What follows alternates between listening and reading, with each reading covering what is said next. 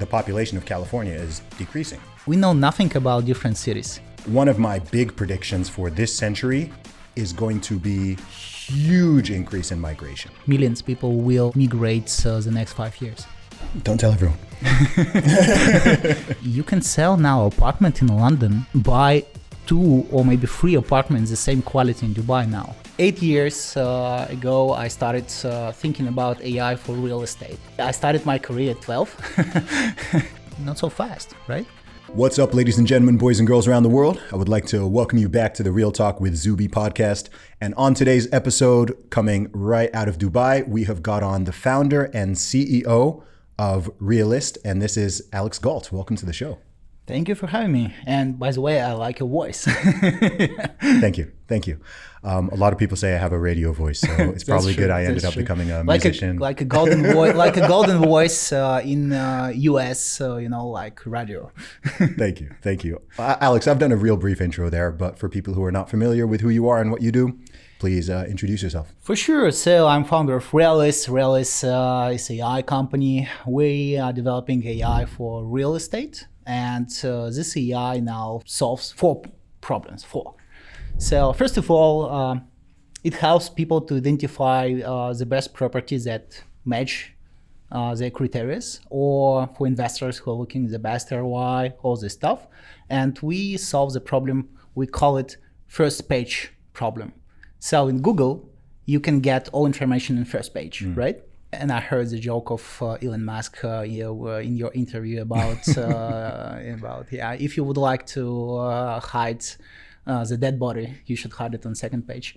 Yes, but if you're going looking for real estate, you can get the service, right? So you have to go listings, scrolling a lot of real estate websites. So this AI just collects all information, identifies what's the best for buying, and just highlights you on the first page. Okay. This is the first problem. Second thing, we're decreasing the cost of transactions. So for now, if you would like to sell your apartment in London and buy in Dubai, you're going to get 10% transaction cost, like direct or hidden cost. Mm-hmm. We're decreasing it for 2 times. We hope we will decrease it 5 times. That's what we do. Awesome. In short. Awesome. When did you start the company? Oh man, I have been working on AI 8 years so far, for personal AI, for real estate, and all my career is about real estate. I started my career at 12. So I sold my first plot of land at the age of 12. How did you already have land at 12? Was that from family? It wasn't my land. Okay. So so my mom invested in real estate that time, and she bought a plot of land, and she couldn't sell it. So she made a tour for clients like 80 times. Mm-hmm. And like at the 81st time, one guy came to us. I remember it was a guy with, like a big mustache, like a Texas style. Yeah, and she was so tired, so she said, go and show to this gentleman this plot of land. Mm-hmm. So, and old guy with this gentleman in the car, we were driving, like 1 hour out of Moscow in the suburbs. And so I showed him this plot of land, and he decided to buy. So that was my first commission. So it's approximately 2 cheeseburgers. Yeah, and after I started helping and, making some advertising on paper, like you write something, you stick it on the doors, mm-hmm. like everywhere. So that from that time I started working in real estate. And 8 years ago, I started thinking about AI for real estate.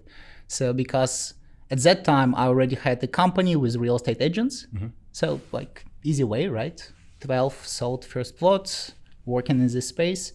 And so I understood that one day AI will come, definitely. Yeah. And this thing will change everything. So, and I started to working on this business model and AI production. And the first time it were like Excel files, just smart Excel files. But after it became better and better, but it was a very tough way.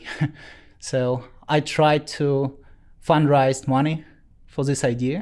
So for the 8 years, I spoke with approximately 250 venture capitalists, and no one gave me money. Okay. And this was in Russia at the time? No, I lived in New York for 1 year. I lived for several months in Silicon Valley, New York. I was in UK, in London. So globally, I spoke with 250 venture capitalists, and nobody gave me money for this idea.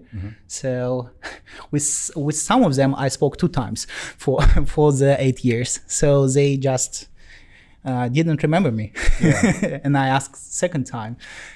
With one guy, I spoke 3 times. Okay. And I have a question, actually. Yeah, for sure. How did you keep going through that? Because 250 no's is a lot of no's. So how did you continue to pursue the idea and not get discouraged? First of all, I have been working in real estate for the whole life. So the whole my business was just to identify the plot of land you could buy, subdivide it by small pieces of land, and sell it. So this was my business model for 15 years. Yeah. And I have been working on this product for just replacing my brain for these operations. That because I have been doing for myself, for my family, so for my friends, this product. And to build real AI, you need some more funds that you can produce yourself, that you can earn from your main business. And if they say no, I still continue to build it. Yeah. So why not? Because once you're able to build this machine and AI could work perfectly, this definitely could bring your all expenses back. So that's what my idea. So simple. Yeah. Do you think that you were perhaps just a bit too early for them to get it? For sure. Okay. For sure, too early. Nobody believed it possible. Yeah. And that time. So AI existed already, right? But for some big companies, like Watson or ABM, something like this. And just now, a year ago, it became like for everyone, that's for real already. But before that time, nobody believed it possible. Yeah, it's been interesting to see the mainstreaming of AI over the last 2 years or so. Sure. I guess it seems to have been ChatGPT was the for sure. Sort of killer app that put it on people's radar. It's interesting because artificial intelligence has been around, in some capacity, I guess, longer than I've been alive, but it's been there for a very long time. I'm always interested when a technology or an idea makes the jump from something which is niche and present, but not really well known or well understood or implemented, to something that everyone is suddenly talking about and using in various capacities. It's the same with internet. Yeah. Like internet, the age of internet was approximately 40 years, if I'm not wrong, before it became popular. Yeah. So 40 years. AI is something the same. So AI existed 35, 40 years before it became popular. So yes. And I got all these nodes and continued to build it. And I discovered one interesting thing. Once you can get money from VCs, possibly you can get money from users. And so we launched the first prototype, like MVP, minimum valuable product for customers, launched in Moscow. And this was a simple software identifying apartments with a discount price. So literally, like you could get something for $300,000, or you have some listings for $270,000, it's 10% discount. And this AI just highlights these opportunities for investors. And like first week, we got 3 users. Yeah, first week 3 users. After week we got 30, and in 2 months I think we got 1,000 or something like this. Okay. And all these guys were in a chat, in a Telegram chat, by the way, and I decided to ask them maybe they would like to invest. And I got in pandemic time first $2 million from these users online. Interesting. Yeah, so this was this 2020? Yes. Okay. Yeah, so without knowing personally. That's actually very impressive. Yes. So you got 2 million from around 1,000 early users. No, 1,000, but several thousands of people. It were like 40. Got it. Yeah. Okay. 40 with average check like $50,000. Wow, that's impressive. That's impressive. And so, tell me about the next steps from there. Oh, next steps were dramatically more difficult. Okay. So we started to build a real AI for estimation apartment. So you could estimate apartment in 10 seconds. What is the real market price? What is going to be the rent for this apartment? And the most important part here is explanation why. So we can subdivide 2 AIs for now for B2C, for personal use. Like a black box AI, you don't know how it works, but it works. So ChatGPT, you don't know how it works, but it works and you use it. But the second point is the second type of AI, explainable AI. So once AI shows you the price of your apartment, for example, $300,000, you definitely would like to see explanation. You don't need just a number. And the second part is the most difficult thing to do in AI. Just not highlight the number, highlight some result, but explain to customer why the price is so, the rent is so. That was the difficult part. Okay. So we spent it. Why is, I'm just trying to understand this technically. Sure. Why is that part difficult? Because I would have thought those inner workings, I thought it would be a matter of making those inner workings visible to the user rather than hiding them. Or is it that AI typically doesn't run through those in the algorithm? Why is that? Why is making AI, is the term explainable? Yes. Yeah. Why is that part difficult? In real estate, you basically have 200 parameters identifying the real estate and the price, location, count of floors, views, floor plans, different things. So that's why it's difficult, because nobody has done it before, because the real estate market is completely difficult. So you can take 2 similar apartments in one building with different views, different price. Yes. You can take 2 buildings near each other. It's going to be a different price. You can take neighborhoods. It's going to be a different price for the same building. Yes. The same building in one neighborhood and the same building in another is going to be different. So multiply, please, apartments, buildings, neighborhoods, locations, and city.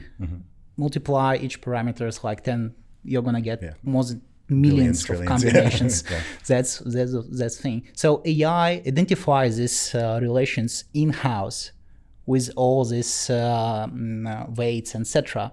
But to explain it easily to customers, this is the key. So what is explanation? This is a price. This is the listings near you, the similar listings. This listings was sold. This was exposition days. That's why your price is so. So this is an explanation part, the most important part. I got you. So at this time, you are still in Moscow. How did you end up in Dubai? The war started. So the war started, and before the war, we had already signed dozens of huge contracts with biggest banks, government entities, with biggest developers in Russia. And I thought my life are gonna be cool from that day. Yeah. But because 8 years before this was awful, were awful. And war started, we understood that from that day, it's impossible to build a global company from Russia, and we understood that we all in a company do not support this thing, and we understood that it's not going to be for a few weeks. Yeah. It's going to be for a very long time. So we decided to move. Half of the company moved in the first 2 weeks to Dubai, and the rest, half of the company, moved after 3-4 months. Okay. So. And how did you pick Dubai? Because to make that decision, and was that already on your radar as where you wanted to end up, or? That's an interesting question, by the way. Yeah. We picked Saudi Arabia first. Okay, interesting. So Saudi Arabia, for me, it looked like the new Silicon Valley, probably. In time, of course, like in 30, 40, 50 years. As a side note, that's so fascinating to me because I grew up there in the 80s, 90s, really? And early 2000s. Yeah, I grew up in Saudi Arabia. Oh, really? I lived there for 20 years. Wow. So to hear Saudi Arabia being called the potential next Silicon Valley, to me, that was just like a... when I was living there, no one would have uttered that sentence, right? It's just, I know exactly what you mean by it, but I'm just thinking, man, like it's come a long way. That's for sure. That's for sure. But we saw tons of commitment from government and from different funds to invest in Saudi Arabia and IT business, AI business, technologies, etc. So we decided to pick Saudi Arabia first. But once I saw the country, once I saw the Riyadh, I genuinely understood that it's not the best time. So it's going to be in 3, 4, 5 years, for like a culture, right? For startups, for IT businesses. Now it's not ready. That was my opinion. And at that time, one guy called me and said, hey, you were doing cool things in Russia. Could you please give me the technology for Dubai? Okay. I asked, how much do you want to pay for this? Yeah. He said, $150,000. Okay. So, and I asked, what is the share of the company you would like to have? He said, 10% is enough. I just calculated in my mind. So nothing exists in Dubai. The guy wanted to pay 150K for 10%. So the whole company could be 1.5 million for nothing. I said, okay, send me money. Yeah, he sent me money, and we copied our approach and technology for Dubai market. Okay. And I decided to visit Dubai because in my mind, Dubai was like a tourist city, like desert, like no alcohol, something like this. People tend to have one of two perceptions. Either that it's just like a backwards place in the desert and it's super oppressive and legalistic and it's horrible for women and this and this and this, or that it's like Las Vegas and it's just super flashy and expensive and shallow. There's these like two extreme opinions that people tend to have if they've Las never Vegas without casinos. Yeah, exactly. Yeah. Yes, for sure. And I decided to visit this beautiful city. Before I visited already as a tourist. Okay. But business, yeah, IT, okay, let's visit the country. So, and I spoke with 10 entrepreneurs here, Russians and local Indians and UK entrepreneurs. And they said, literally, Dubai is a future. I decided to explore. And after 2 weeks, my efforts for exploring, I decided to buy back his shares. You decided to buy what? Buy back his shares. Oh, okay. Of this guy. You realize you undersold. And I bought back for $450,000. Wow, that guy made a good flip. Yeah, so this guy made like 1,000 ROI. Yeah. Like IRR, like 3x. Yeah. And I decided that we should move to Dubai and start the company here because the market is ready. AI supported by governments heavily. Yes. And let's start. Let's try. And we started working in Dubai, and in 3 months, we have developed the platform to highlight all new developments, all data around it, all neighborhoods, forecasting what is the best neighborhood for investment, all this stuff around. And people started to come and visit this website and asking us to help them buy something. Okay. We decided why not. So we we spoke with developers, signed 150 contracts just for selling them as a usual broker. Mm-hmm. And the business model at that time was people were coming website, visiting website, all this data for free. If they would like to invest, we made for them we had for them a free expert on this platform. This expert helped them to pick the right property, and we matched with developer directly, like in a general WhatsApp chat with developer. And once the deal is done, a developer paid us commission. And that business model disrupted everything. Yes. So that was 2022. At the end of 2022. End of 2022. Yeah. Okay. And how's that grown? And we're now at the early stage of 2024. So what's that progress been like over that past approaching 2 years? So far in 1+ year, we sold for $150 million real estate. It's approximately $7 million commission. The company achieved breaking even. So the company, from one time in the history, we don't need money anymore.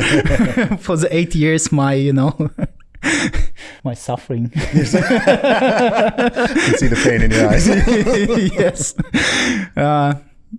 And we decided that this approach, and one important thing, all this process was built without any participation of realtors.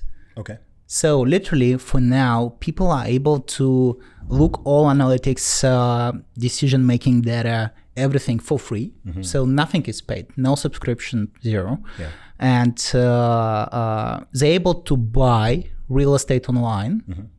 So it wasn't the case before. And directly from developer. Yeah. And we decrease the cost of transaction, so approximately 1% for now. We hope we will decrease more. And how have realtors responded to this? I heard you say in they hate us. Okay. They literally hate us. You jumped right in there because I know that there are realtors who are using your platform. Probably. But I'm curious. Yeah. Okay. So all realtor society in Dubai, I think like 90% of realtors know us for now in Dubai, Russian speaking, English speaking Indians. So it's two major groups. One group understood that this is an interesting thing and they should use this AI tools and predictions just to help their clients and grow their revenue. And they work with us. Yeah. So, and the old style group, they hate us dramatically. Yes. So once they literally see me in a public somewhere, I'm like, it's good you're in Dubai. Yes.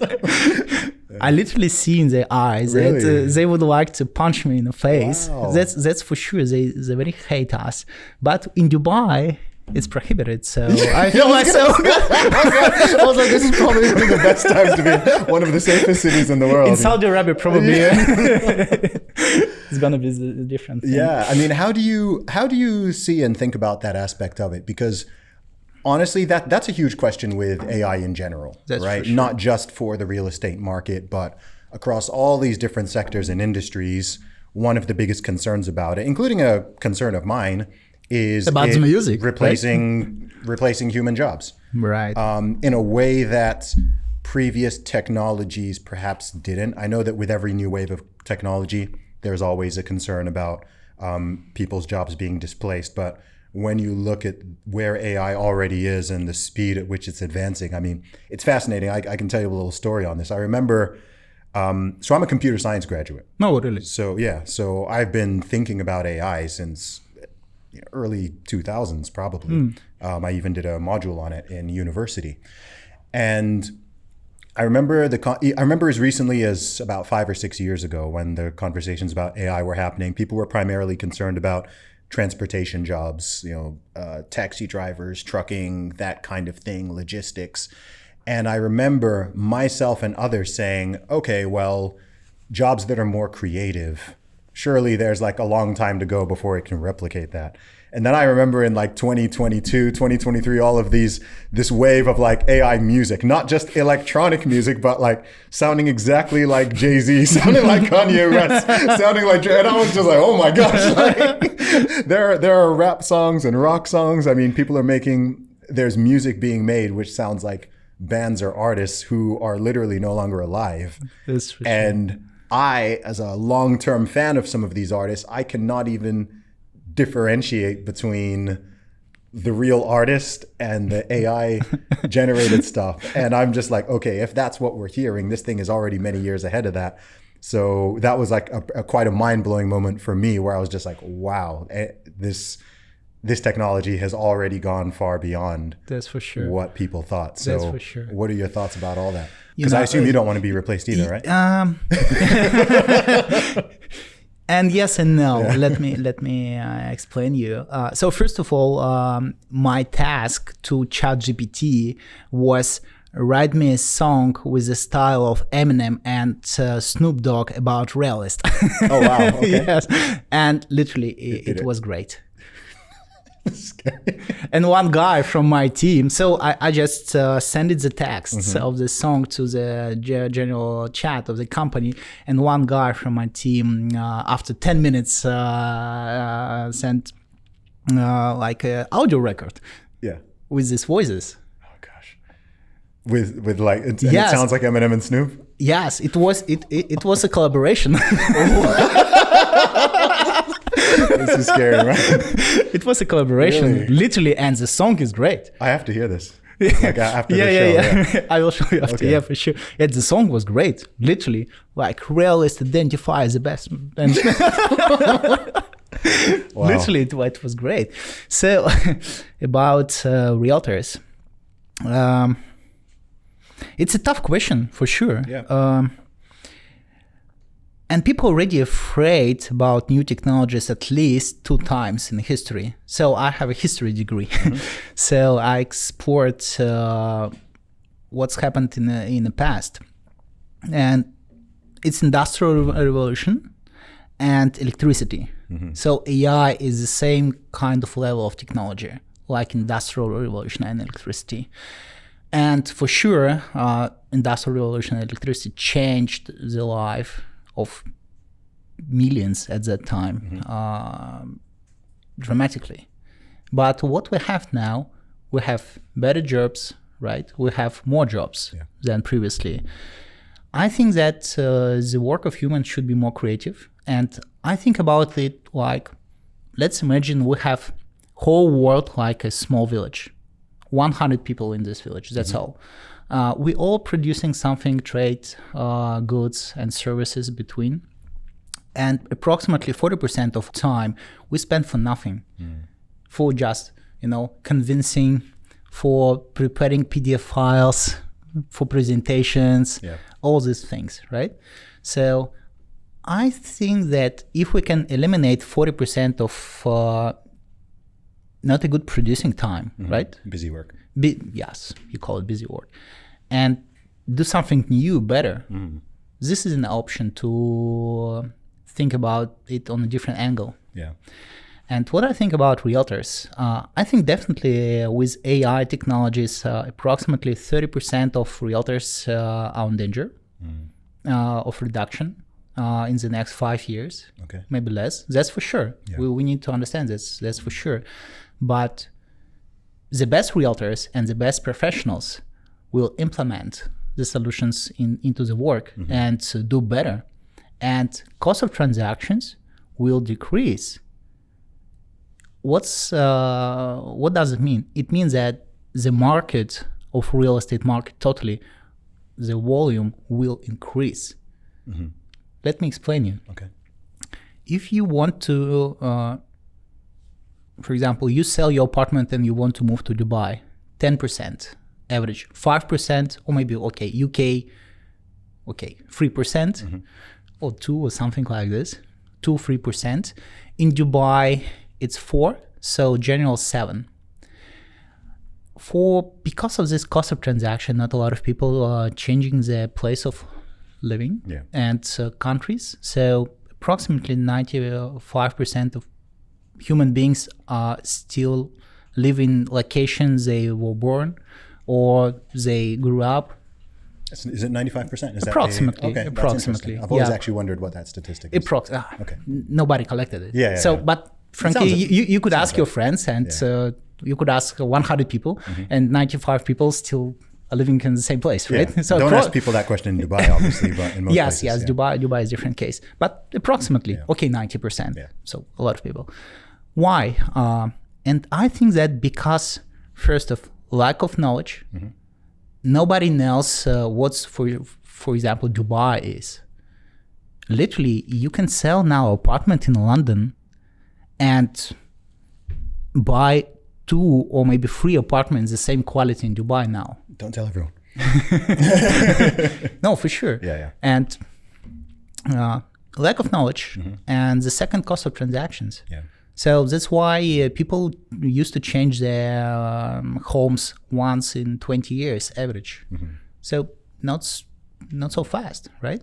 So, but literally with new technologies and new approaches, new data, it's possible to identify places where you should live or where you could live, where you could get better life. Yeah, this is interesting because, this is completely up my alley. I don't actually live anywhere. I've been a nomadic for the past 2.5 years. I left the UK mid-2021 and I haven't had any fixed abode since then. But I became a Dubai resident last year and I'm going to be making this place. Thank you. Yeah. I started a company here. So this will become my primary HQ as I continue traveling. But it's been fascinating because I've been living this life of, I guess you could call it geo-arbitrage, where I'm going to different places and kind of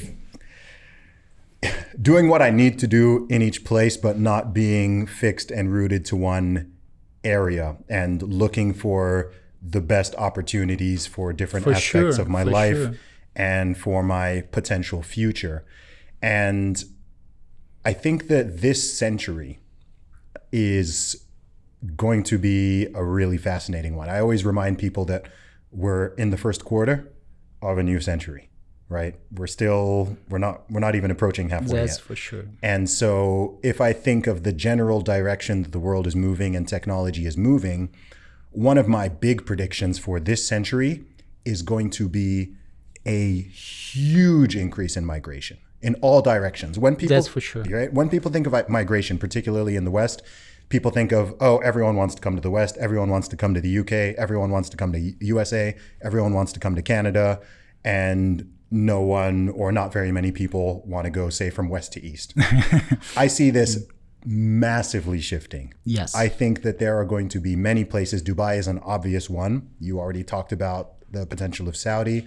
I think there are many cities and nations which right now, the average person, it's not even on their radar, right? They're just thinking, that's a poor place, or that's a backward place, or that's not interesting, or whatever. But I think as some places become less appealing, others are going to become far more appealing. Whereas by the time we're in, 2050 and further on, what it looks like in terms of the desirable places to live and work around the world are going to be completely different to what it's been for most of our lifetime. It's already happening. For sure. It's already happening. Like, I spent a lot of time in the USA, and it's quite fascinating what's happening there. So for the first time in history, the population of California is decreasing. Yes. Right? That's right. Yeah. So New York. Yes, exactly. So most of my life, if someone wants to live in not just the USA, but the best cities in the world, it was always, London, Paris, New York, LA, San Francisco, like everyone. That's for sure. Those are the hot places. That's where it all is. Even in the movies, the TV, whatever, that's LA, amazing. New York, amazing. And now, if I look at just the US even, it's like places like Austin, Dallas, Nashville, Miami, Las Vegas, Salt Right. Lake City, Utah, like all these places their populations are growing. You go to Austin, everyone's complaining about the traffic and too many people are moving in and so on. And, just like in Dubai, people are like, hey, too many people are coming. There's too much traffic. And I just think that's all going to shift massively. And people underestimate it. I think also people underestimate that we're going to have new countries. So if you think about it, you were born in the 80s? 90s. 90s. I'm 33. Oh, now. you're 33. Okay. All right. I'm an 80s baby. But if I think, okay, when I was born, I think there were about 170 countries in the world. Yes. Now it's about 196. Yes. So just in my life, there's 25, 26 more countries. So even when people think of countries, they think of it as being fixed. And it's like, no, actually, if you think 25 years from now, there might be 220, there might be 230 countries. You'll have blocks which split. You might have some that even come together. So even the map as we know it, geographically, it'll be the same, but where the lines and the borders are, it's most likely that actually that's also going to change. And people don't tend to think of that. For sure, I think that's interesting. And I think it plays into everything I that like you're the doing. way you think. Yeah, Really, thank you. I like the way you think. And yes, that's definitely, I should take these words into my pitch. So we recorded it, right? Yeah. I'll just take small commission. Right? It's okay. It's okay. Yes, literally. We know nothing about the world for sure. We know nothing about different cities. We know a little bit about different cultures. Yes. Because of the food, because of something, but we know nothing about the cities, believe me. And in Realiste, what we have done, we launched analytics for 114 cities now. So globally. Rating, safety, rating, prices for real estate, income, cost of living, rent. So everything for 114 cities. I hope this year we'll finish with 300 cities. Okay. Yeah, this is my goal, approximately 1,000 cities with a population more than 500,000. How are you prioritizing the order? Is it based on population? Opportunity to take the data. Got it. Data in real estate is a pain. Nothing exists. Literally nothing. Only data in the US. In the US, it's potentially good. Okay. Even in UK, the data is not good. So this, because of AI, it's now possible to collect this data, enrich this data, and literally identify the real rating of the cities. For example, what do you think about apartments, the average size of apartments, in which country, in which city, the smallest apartments in the world? What would I think? Yeah. Maybe Tokyo? Number 12. Tokyo's number 12. Smallest apartments. Wow. Not just one smallest apartment in the world, but average. Average Yeah. smallest. I would have thought it would be somewhere in Japan. Is it somewhere in China, perhaps? No. No? London? No. The smallest. Maybe Hong Kong. Oh, Hong Kong. Okay. Number 7. Or Monaco? No. No. Somewhere in Switzerland? I don't No. know. No, You know. I would have guessed somewhere in Japan, so I don't know. Russia.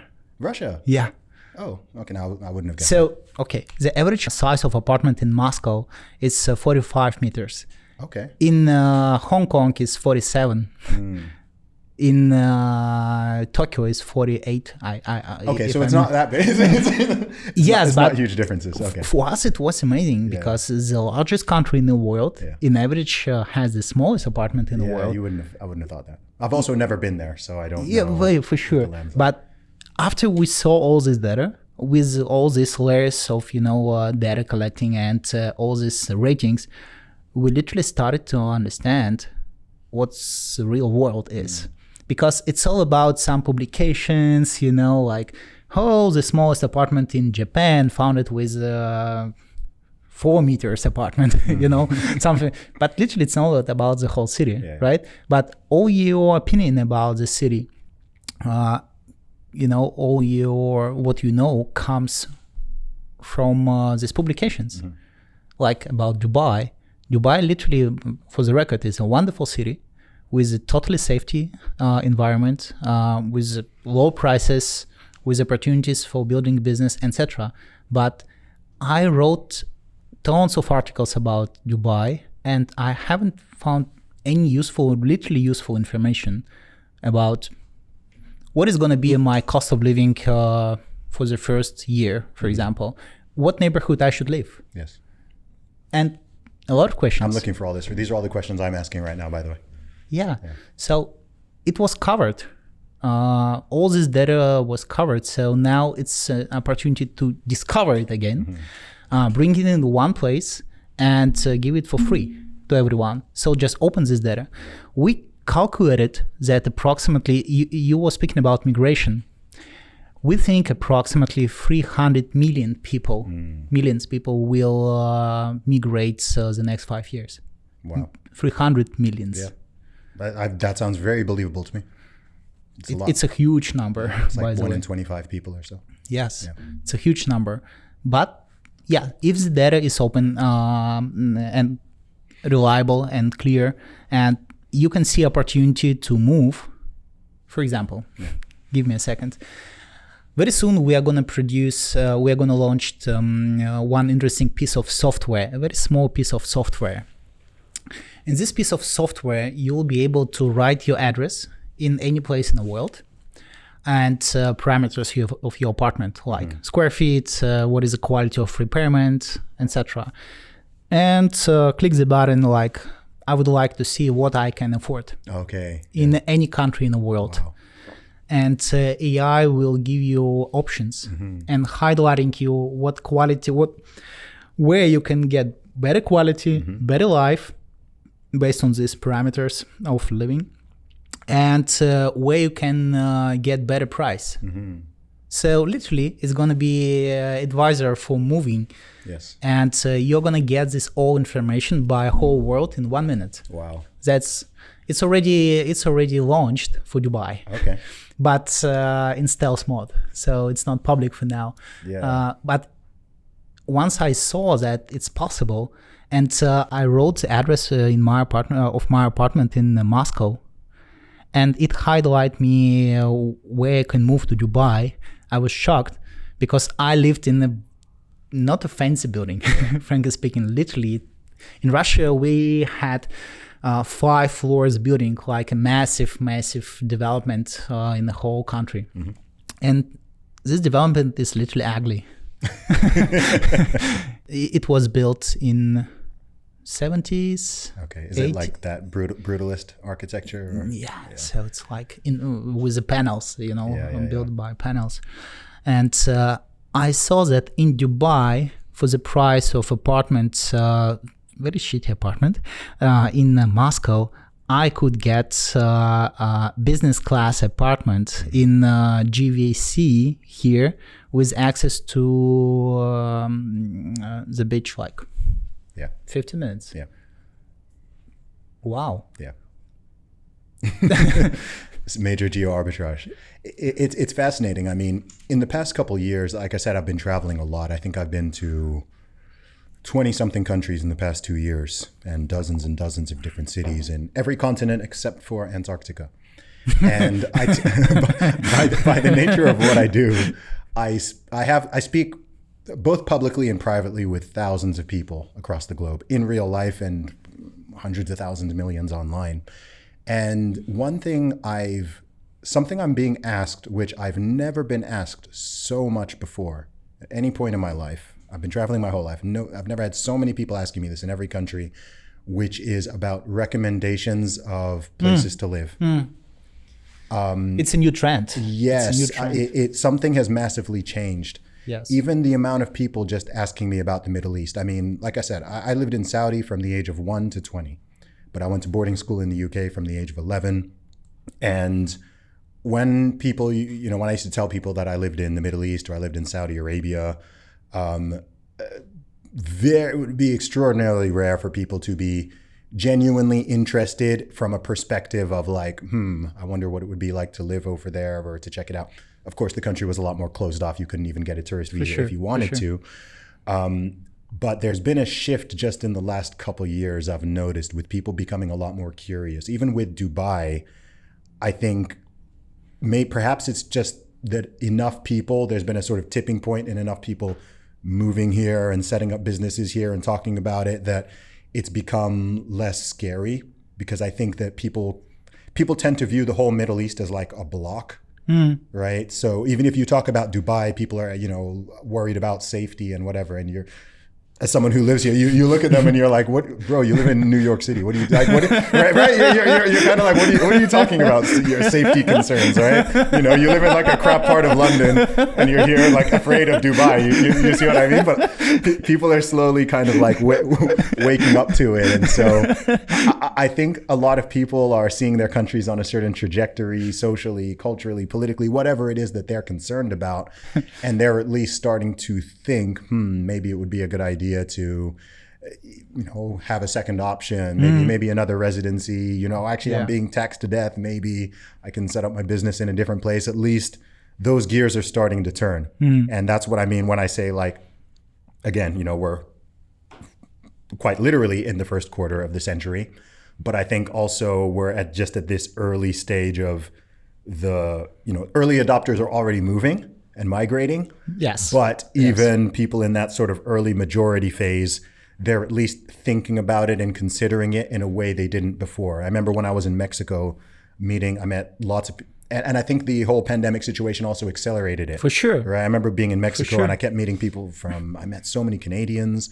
I met people who had moved there from Ireland, from the UK, and almost all of them had moved in the previous 1 to 2 years. Yeah, COVID is a catalyzer of this trends, for sure, for sure.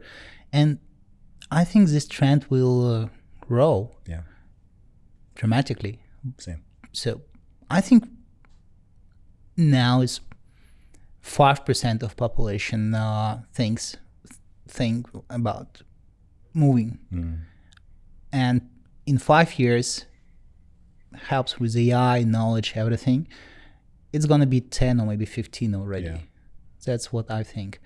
And people from developed countries, they literally have all opportunities to live better life. Yes. For sure. We can compare Dubai and London, for example. I have all this data in application, but let me remember. So the cost of living in London is $5,000 a month, like average for a family. For a family? Yeah, for a family. Yeah, that sounds about right. In Dubai is 4. So in Dubai, cost of living is less. What is about salaries? So in London, average salary for a family, I think, it's 4,500. So per month? Yes. So it's literally right. a little bit less than cost of living average. Yeah. In Dubai is 4. Okay. So in Dubai, approximately every year or every month, you could save money, like approximately 10% of your money you could save. In London, you definitely need to take more. Well. Yes, huge factor. Yeah, in London, you definitely need to take more loans. Yes. So this is the opposite situation. But if you are owner of real estate in London, you could sell it and buy 2, 3, or maybe 4 similar quality apartments in Dubai. We tested it. So we tested neighborhoods. The neighborhood in London, Barking. Yes. You know about it. It's not a great place. The average price there is $6,200 per square meter. Okay. And this is approximately exact price of Business Bay. Okay. So Business Bay is $7,000. And I know which one is nicer. I've been to both. Business Bay is a lot nicer. And the weather is a million times better. It depends. It can get very hot in the summer, but I'm not a fan of London weather. So. Yes, but summer in Dubai is something. Oh, for sure. Again, I grew up in Saudi Arabia. Oh, yeah. So for me, it's I've been dealing with it for decades. Yeah, summer in Dubai is not it's not a good time. But not a lot of human beings know about. In that time, you could take 5-star hotel for $100 for night. So literally 5 stars hotel. Yes. And you could take a boat, go fishing, go make some party for, I don't know, $200, something like this for 3 hours. So it's literally nothing. If you want big discounts, come to Dubai in the middle of the summer, because no one else wants to be here, so you can get some fantastic deals. Yes. So at that time, like every dollar you could spend, the best dollar you could spend in Dubai for the whole world, I think. So you could get more goods and more services. That's for sure. You know what? Like, wonderful talk. Thank you for this, man. So what's the plan for this year with Realiste? Yeah. So where would you like to be this time next year? In numbers, I would like to achieve $1 billion transactions. Amazing. Yeah. In cities, 300 cities, we are going to collect all data and give it for free. And I would like to make business and making transactions in 30 cities. Now we have 6. Okay. We have Saudi Arabia, 4 cities in UAE, Bali, in Indonesia. Where do you have in Saudi? Riyadh? Riyadh. Okay. Riyadh, yeah. And 30 cities, it's a goal for us for now, for today. And I hope that there are good chances to achieve a unicorn status this year. Probably. No doubt. Well, I heard that your Wi-Fi password in the office is a reinforcement of that. Yeah, the Wi-Fi. Do you want to tell the story there? Yeah, so once we started from the scratch business in Dubai, we definitely decided to become a unicorn before 2026. Okay. So, by the way, please explain to listeners what unicorn means. Unicorn is a company with a valuation more than $1 billion. Okay. So it's literally a rare company with great value, and this company could produce very great goods and services for internationally, probably. So the Wi-Fi passwords. So, and we in the team, we decided that we are going to become unicorn by 2026.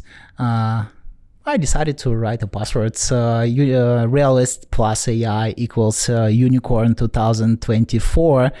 And this is a nightmare for new people just to write this password every time.